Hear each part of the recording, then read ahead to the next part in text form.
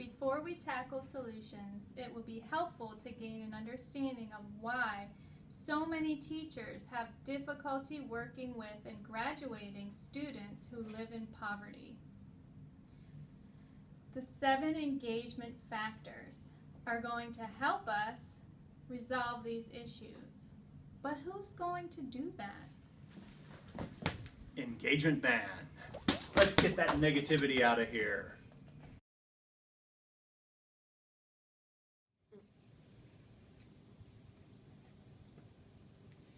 Engagement man. I was born small. I can't concentrate and I have asthma and I don't have any food. And I only eat sweets when my parents aren't looking. I'm like 12:30. I'm so juiced on sugar I can't take it anymore. What am I to do?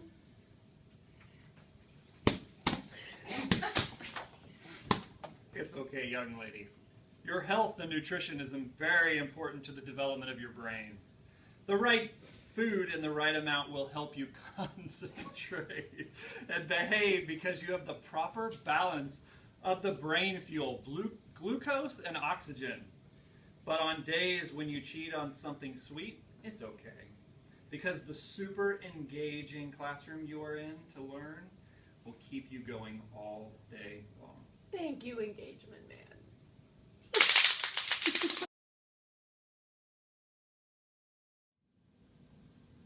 Look, Mr. Engagement Man, I'm sorry to trouble you, but I have several students struggling and disengaged in my classroom.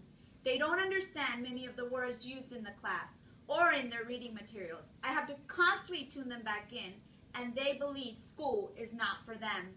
They never want to participate and take risks, especially in front of their peers. I truly don't know what to do. Let's get those negative thoughts out of here. Low SES students, smaller vocabularies, place them at risk for academic failure. It is up to you as a teacher to try to build low SES students' vocabulary. Vocabulary building is a key part of the enrichment experience for students at school. Academic vocabulary is also needed in order for the students to understand the concepts and content taught in the various subject areas to succeed on tests. You get that?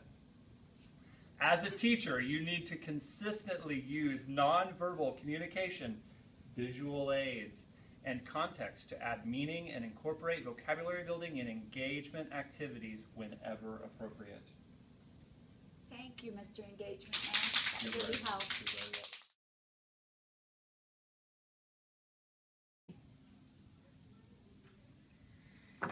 Mr. Engagement Man, I'm really starting to think that teaching is just not for me. I can't handle the laziness anymore. Today, I taught this great lesson on fractions, and would you believe that the kids just sat slumped in their chairs? One of my kids was even taking a nap with this pillow today. I can't do it anymore.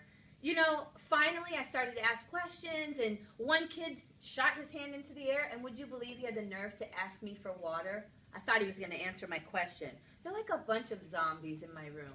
I'd be just as good talking to the walls. You know, they're really lazy, and they're lazy just like their parents, so it really doesn't surprise me. Their parents don't value education, and neither do they. But you know what? No effort, no learning. It's their problem. Well, let's get that negativity out of here. You're right. Effort matters a great deal in learning, but here's where you're wrong. They're not lazy.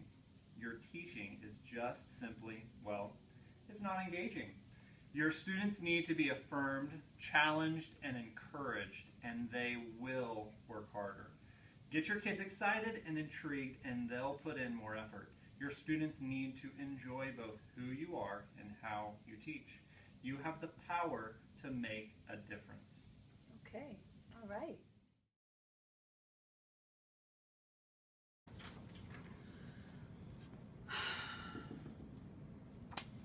Engagement man.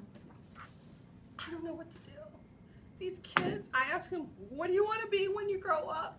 And what do? The shrug. I hate the shrug. Or, I don't know. I don't know how do you not know? Do they not care about their future? And I say, look, read this grade level passage, and they're all, oh, I can't do it. What is wrong with them, engagement man? I just don't know what to do. Let's get that negativity out of here. You have the power to shape a child's mindset by focusing on the student's positive growth and change. With your support, children will begin to believe in their capacity to reach their goals. I believe the children are our future. Teach them well and let them lead the way. Show them all the beauty they possess inside. Thank you, engagement man. You're welcome.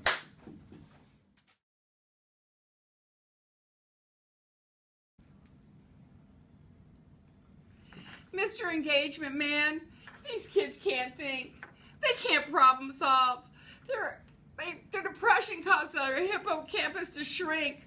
There's no way I can teach them critical thinking and problem solving. I give up. They don't have strong problem solving skills, which help them identify the real problems. You can't teach them problem solving. Help me, Mr. Engagement Man. Let's get that negativity out of here. Yes, you can teach problem solving and critical thinking. This is hard work, but it takes modeling and scaffolding through the process, step by step, with peer collaboration and having a positive attitude when tackling problems with real solutions will help your students. What are you going to do? Remember, the hippocampus has a powerful influence on the conversion of short-term memory moving to long-term memory. This was your brain previously. What are you going to do? This is your brain on engagement. On fire.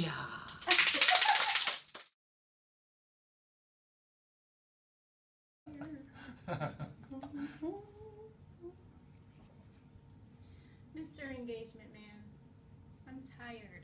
All day long, all I say to these kids is sit down, put that back, stop touching him, hands to yourself. These kids don't know how to behave. And they tell me no, and they blurt out all these inappropriate comments. I need help. Let's get that negativity out of here. Learn to reframe your thinking. Expect that students may be impulsive, blurt inappropriate language, and act disrespectful until you teach them otherwise.